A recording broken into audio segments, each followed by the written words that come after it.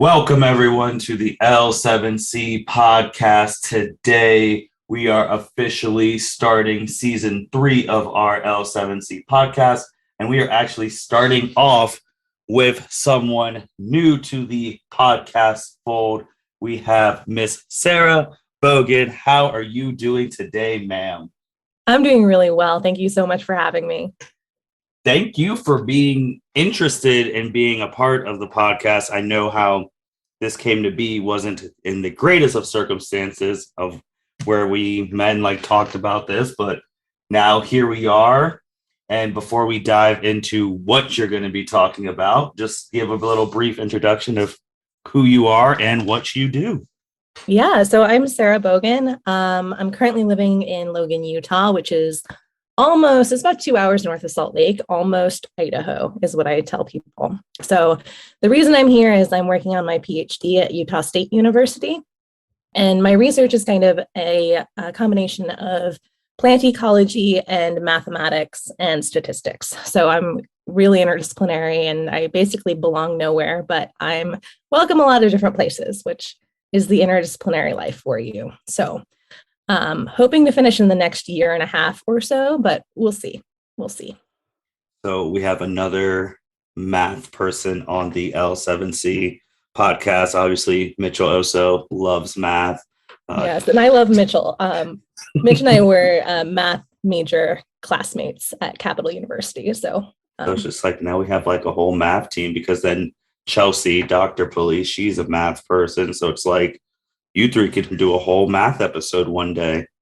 Yeah, that would be awesome. I listened to Chelsea's most recent episode kind of when I was getting ready for this. And I feel like Chelsea and I have a lot in common. I'd love to, kind of connect with her. I think she'd be fun to get to know. You have a whole year to make that happen. Yeah. So shout out to Chelsea. Hit me up. So Sarah, now with the intros, what are you going to be talking about on the podcast? Well, it's a new year. It's January. And something exciting that happens in my life in January is college gymnastics season starts. Okay. So one of my hobbies, one of the things I do, one of the things I'm a fan of is gymnastics. I've been following elite gymnastics for a really long time because it's kind of easier to follow that. So I've been a big gymnastics fan for a really long time. For the past 4 or 5 years or so, I've gotten really into college gymnastics. And so I thought today I'd give everybody kind of a lowdown on what college gymnastics is, and maybe a little bit of info about how they can get excited about the season and how they can watch if they're interested. So I really think that's very interesting, especially with the sport of gymnastics as a whole, because most people don't pay attention to it until the Olympics or world qualifiers. Absolutely. So you being into college gymnastics, I feel super cool because the stars even before they get to the Olympics most of the time, because you've been following gymnastics all this time. Was gymnastics your favorite sport as a child, or did you recently pick it up? So it definitely was my favorite sport to watch when I was a kid because my mom loved watching it. She's always had it on TV. Her sister, my Aunt Patty, was a gymnast. So I think that's kind of how that came to be. I did do a couple of sessions of rec gymnastics as a kid, but I was afraid of going upside down and my arms weren't very strong. So that didn't really work out for me in the long run, but I do love watching it. That's all we can ask for. So I know you said you were going to give us a little brief history on college gymnastics. So just go ahead. Yeah. So college gymnastics really, so it's been around for a really, really long time.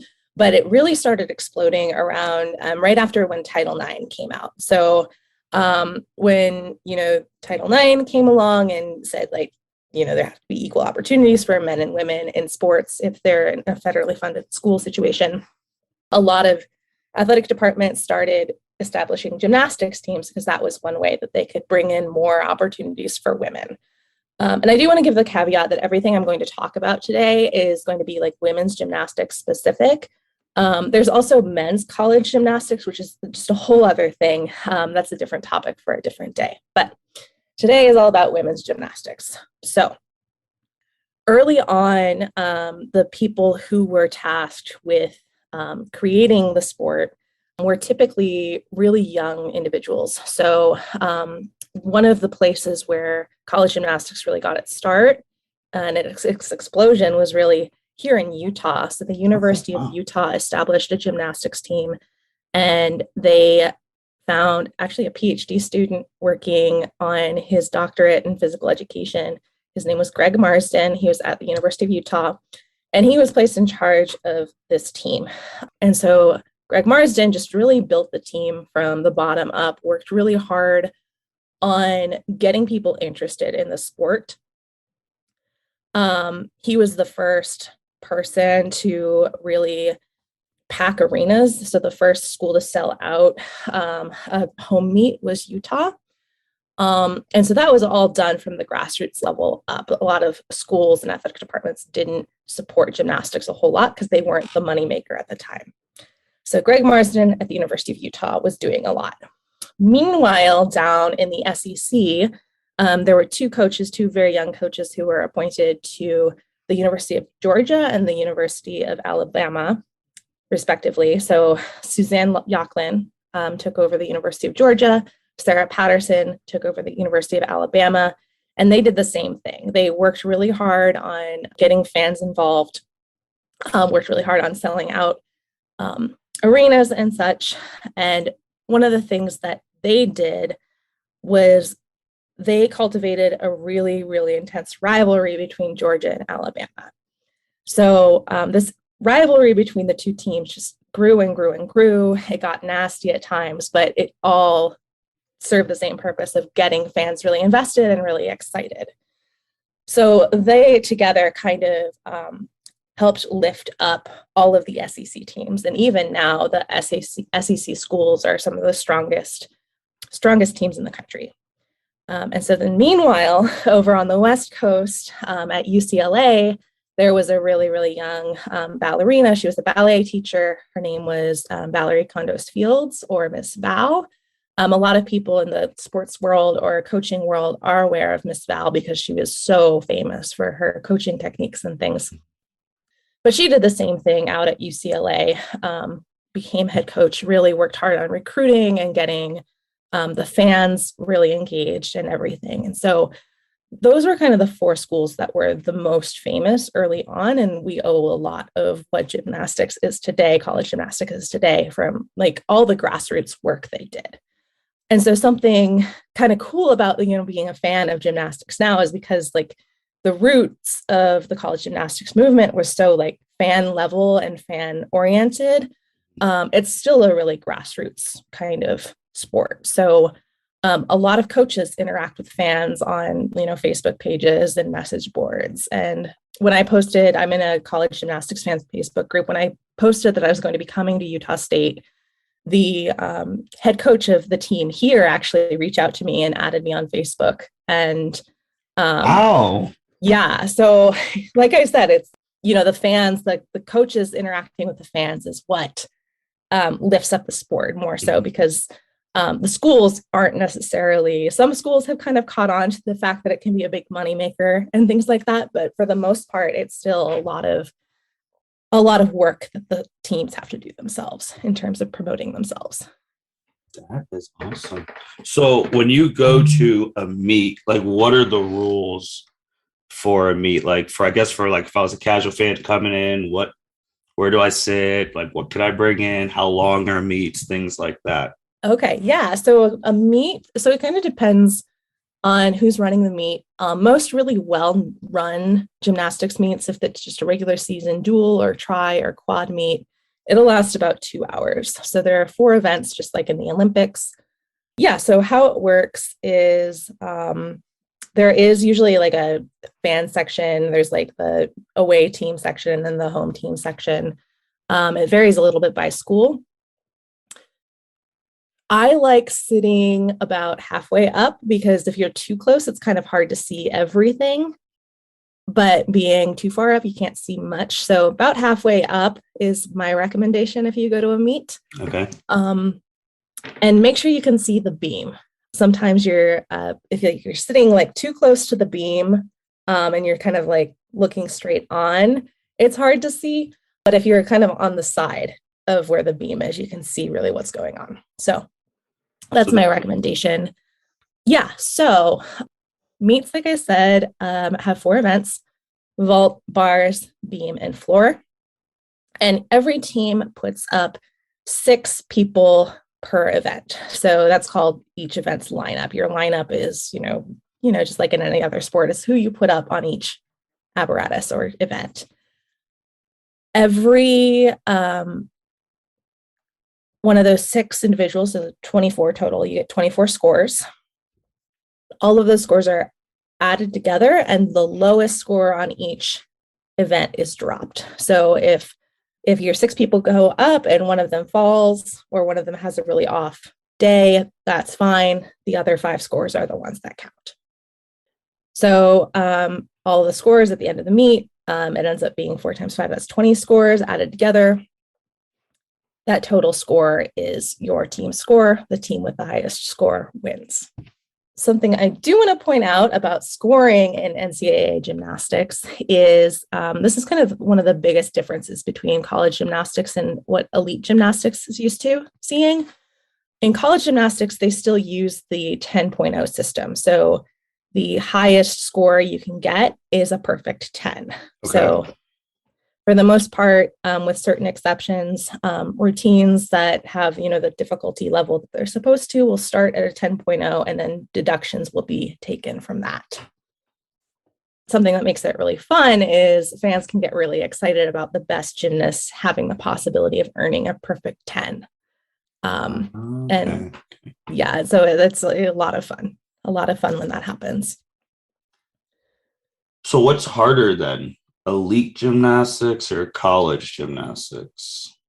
So harder. That's an interesting question. So in terms of the difficulty of the individual routines and individual skills you'll see, the hardest skills you'll see are in elite gymnastics, are in the Olympics, and are in the national championships and such.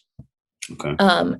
In college gymnastics, the difficulty tends to be lower because with the 10.0 system versus the open-ended system in elite gymnastics rewards the high difficulty a lot, whereas everything's more focused in college gymnastics on being, having enough difficulty to be competitive, but it's mostly on execution. So when you go to a college meet, you'll see a lot less, really high-flying skills like stuff Simone Biles does, the triple twisting double. That's just not going to happen in college. Okay. But what you will see in college gymnastics is you'll see really, really clean landings, really beautiful toe point, really, really nice, beautiful gymnastics.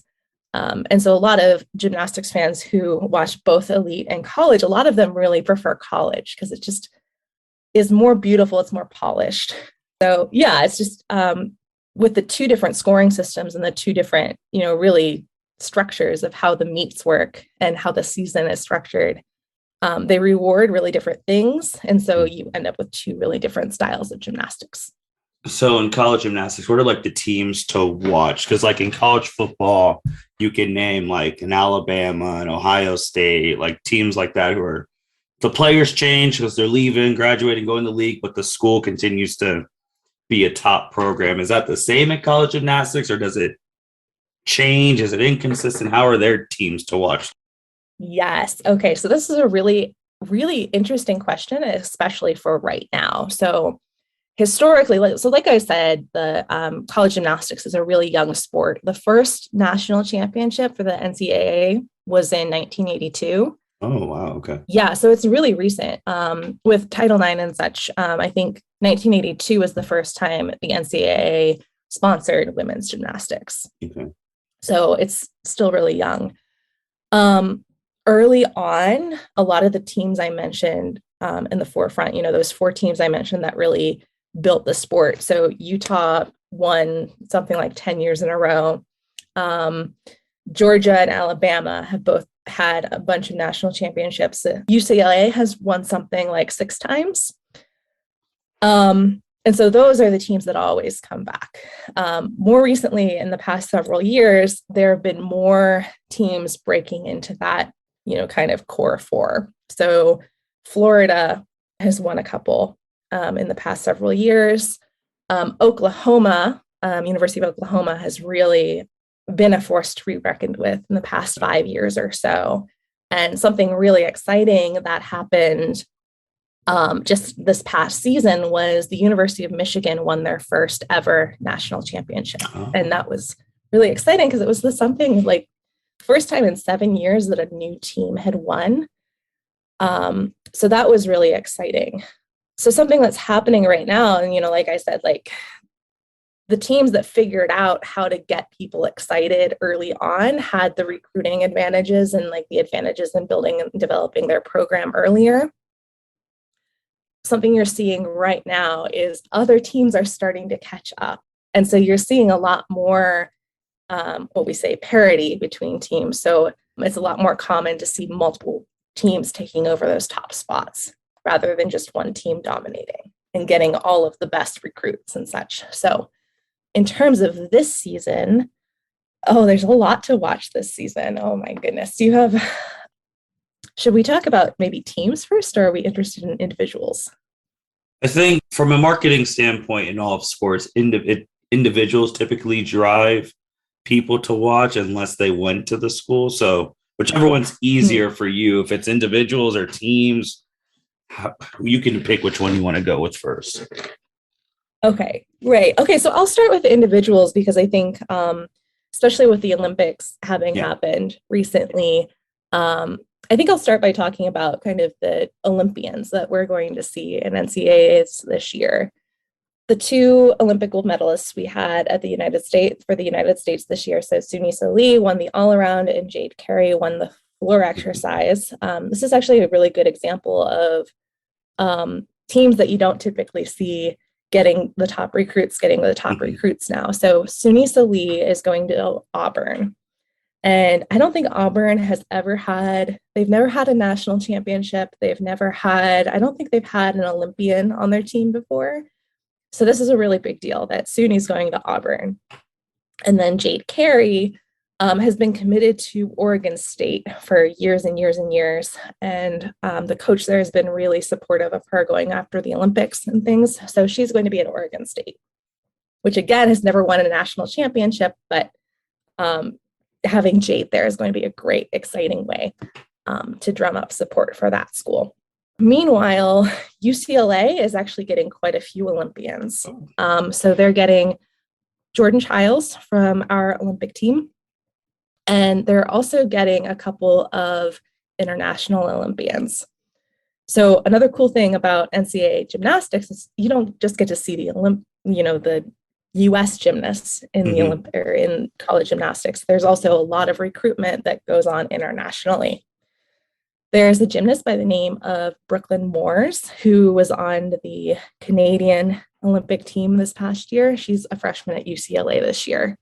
And she is really well known for her just beautiful, beautiful floor exercises and beautiful lines. I think the NCAA style gymnastics is going to suit her really, really well. And she's just going to be this force to be reckoned with at UCLA.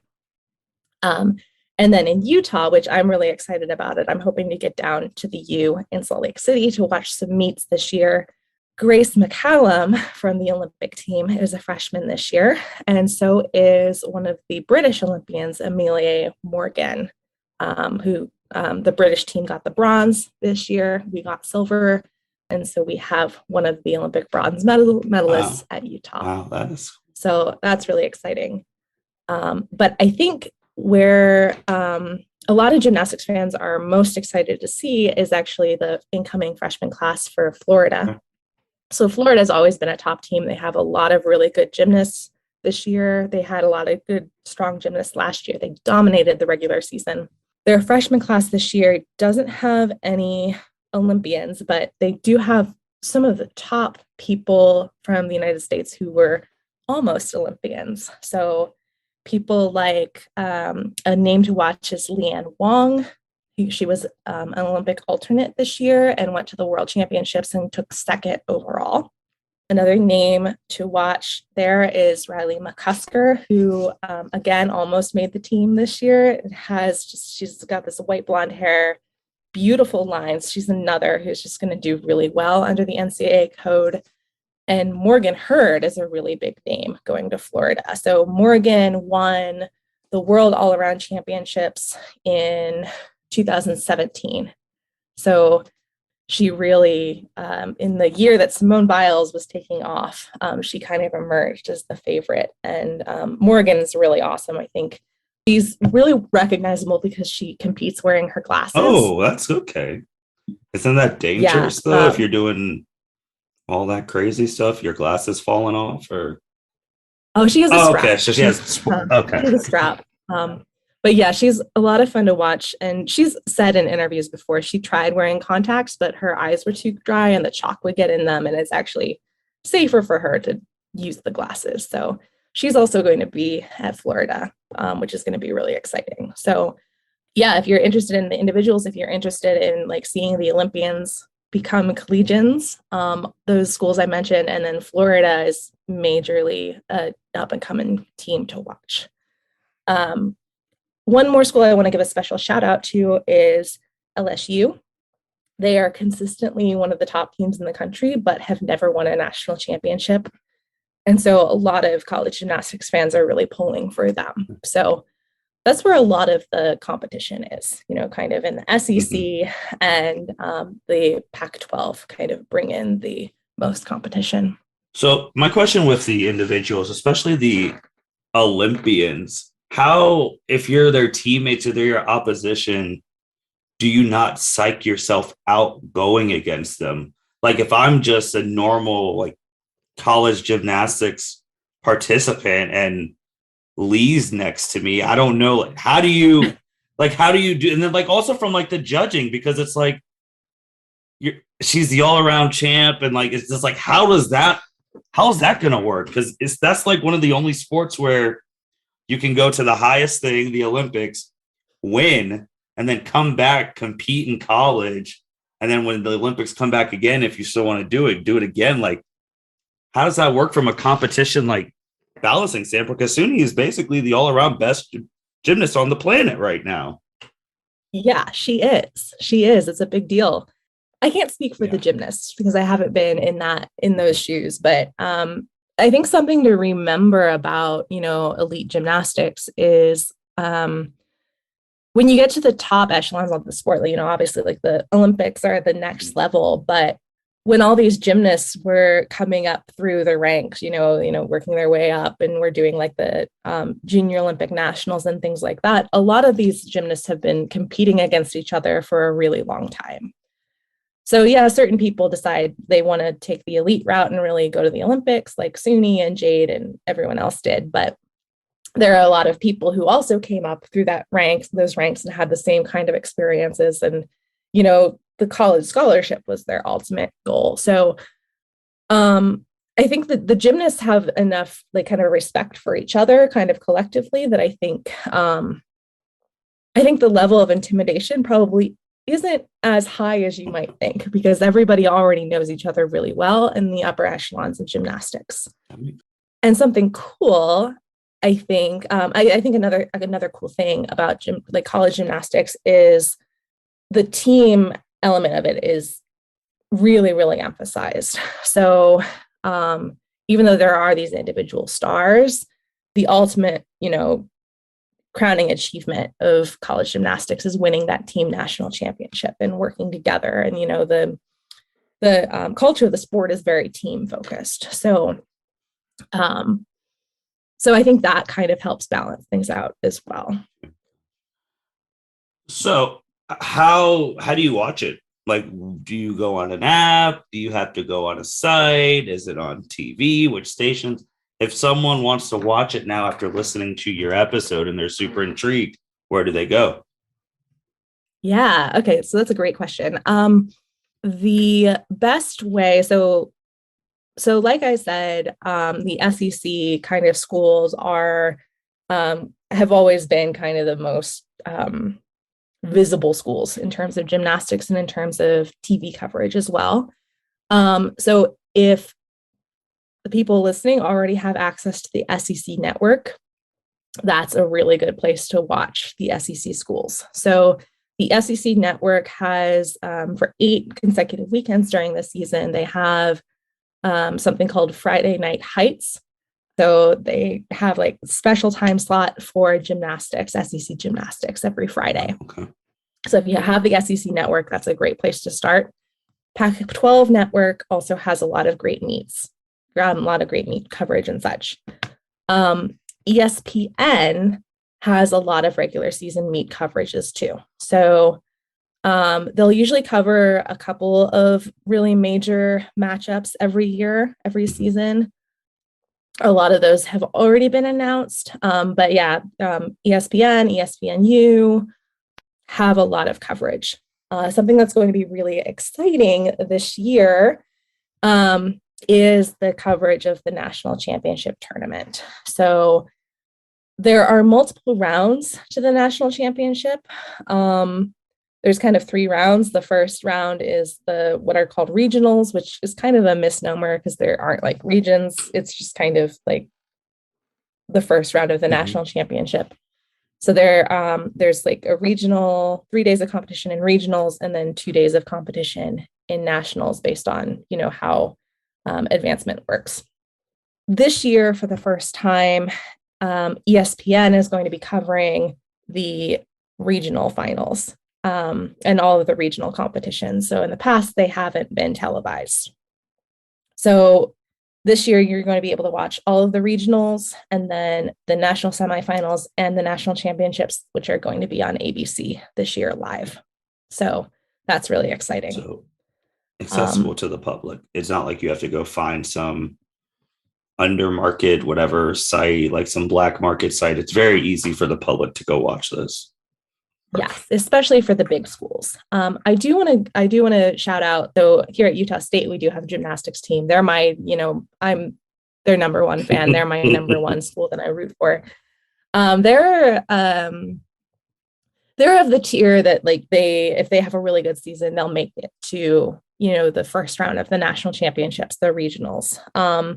But we are in a conference called the MRGC, the Mountain Rim Gymnastics Conference, which is just kind of a conglomerate of schools that don't have an athletic conference that has enough teams to make gymnastics. So together, my conference is Utah State, Boise State, which is awesome school, BYU, which is very much on the rise, and Southern Utah, which is just a really fun school to watch. They're a fun group. They do crazy difficulty, fun gymnastics. So cool thing about all 4 of these schools is all 4 of them actually will live stream all of their home meets. Oh, that's really nice. For free. So a lot of them, like when they tweet, they'll link the link for live stream. So if you're interested in following, if you don't have cable and you want to get into college gymnastics, the MRGC schools are actually really accessible. You can watch and get excited. A really nice place you can go to get information about where to watch meets on a weekly basis is there's a blog site called The Balance Beam Situation. And it's kind of a snarky blog. It's not for everyone. I really like it. But the person who runs it, Spencer, will do a link every week where he lists out all of the meets and lists on a meet by meet basis where to watch and if you can watch. So there are a lot of really good resources, kind of grassroots level kind of information out there that can help you. So I highly recommend those kinds of How sites. long is a season? Because you said it starts in January. So how does this go, January to what? Oh, goodness. So sometime in March, I think nationals are usually in March. So yeah, we have our own version of March Madness. So if you think about it, I think this points to another interesting aspect of the sport with conditioning and such. Gymnastics takes a huge toll on your body. So a part of the sport is, strategizing how as a team you're going to pace yourself throughout the entire season. Because by the time you get to the postseason and the national championships, you don't want to be burning out.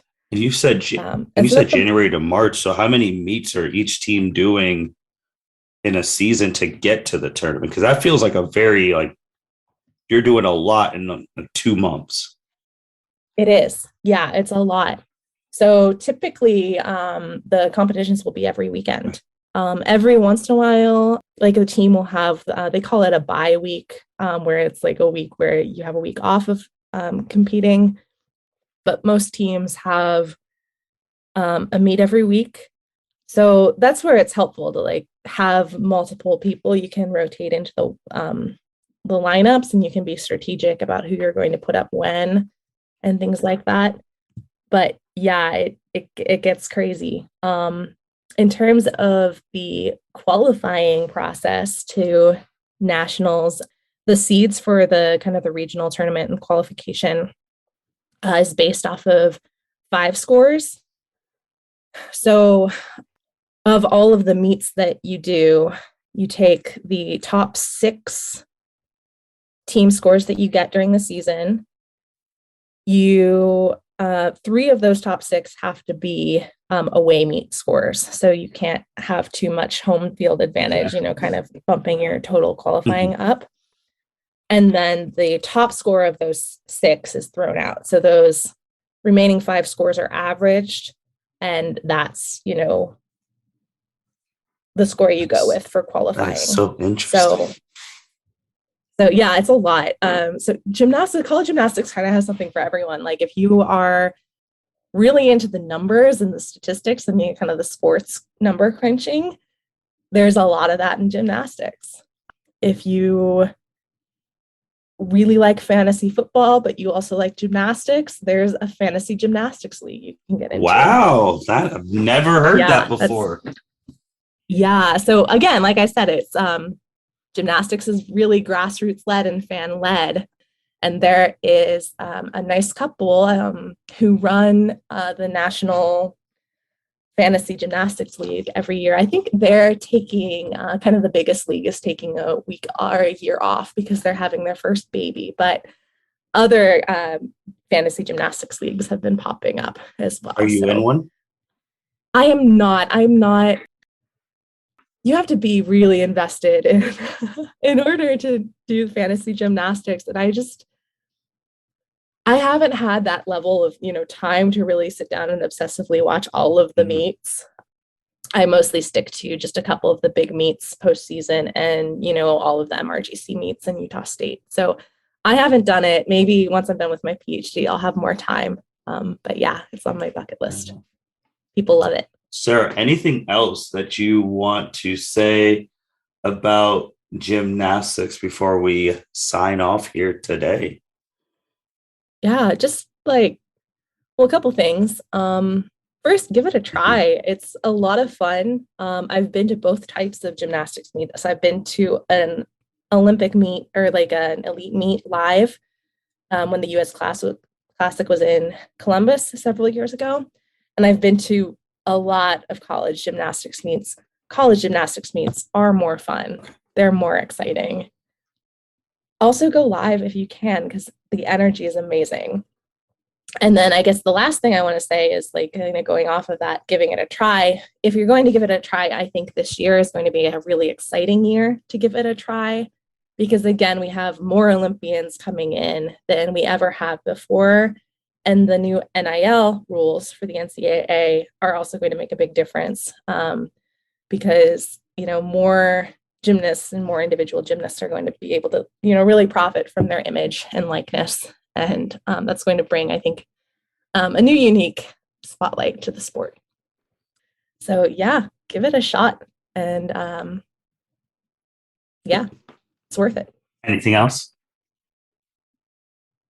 Yeah, that's all. Do you have any last minute questions? No, I guess my last minute stuff is in the closing stuff. So one, if people listening to this want to reach out to you and ask questions about gymnastics, how should they reach out to you? Social media, email, all of that. How would you like that? Yeah, definitely. One of the best ways is on Twitter. So it's at my first name, Sarah, with an H, C as in cat, Bogen, Bogen, at Sarah C. Bogen. I believe my DMs are open. Feel free to get a hold of me there. If you'd like to email me, my email address is the same thing, sarahcbogen@gmail.com. So I'd love to answer questions. I'd love to, if anyone has like a local gymnastics team and they're interested in like, oh, which home meet would be the most fun, I'd be happy to give a recommendation. And yeah, I'd love to connect and chat. And then I guess last question. Yeah, I think that was the last, with the season being so like super condensed, like from January to March, which I still think is nuts. And then with this being your first episode, how often do you think your future fans will be able to get a chance to listen to you give updates on what's been going on in gymnastics? Oh my goodness, what a great question. At least a couple times, if you'd like to have me. If people are interested, I'd love to give a mid-season update and maybe a preview of the finals and postseason. I think people will be interested. They just a general thing of like, hey, when can we expect a gymnastics update? Like when they're getting into it and hearing your thoughts on like mid-season on, because I guess mid-season that's February then. So like next month, hearing how you think people are like the teams are doing, who is your mid-season picks to win it all and stuff like that. I feel like everyone will be interested in hearing that. Yeah, I'd love to come back. And with that being said, thank you everyone for listening to the L7C Podcast. Season 3 begins. Make sure you follow us on Facebook, Twitter, Instagram, YouTube, and then listen to the podcast anywhere you get the podcast. Spotify, Apple Music, Apple Podcasts, Google Podcasts, all the podcast things. Just type in the L7C Podcast on the internet and a whole bunch of things will pop up where you can listen to it. Thank you, Sarah, for making her debut on the L7C Podcast, being our new women's gymnastics expert. We are happy to have you aboard on the team. And then also with Mitchell and Chelsea, if you guys do listen to this episode, you heard Sarah beginning, would love to do some episodes with you guys. So maybe potentially be on the lookout for that in 2022. And with that being said, thank you everyone for listening to the L7C Podcast. Signing out. Thank you for listening to this episode of the L7C Podcast. Be sure to like, rate, review, and subscribe to the channel. Follow us on all social media platforms, and we'll be talking to you guys soon. Take care.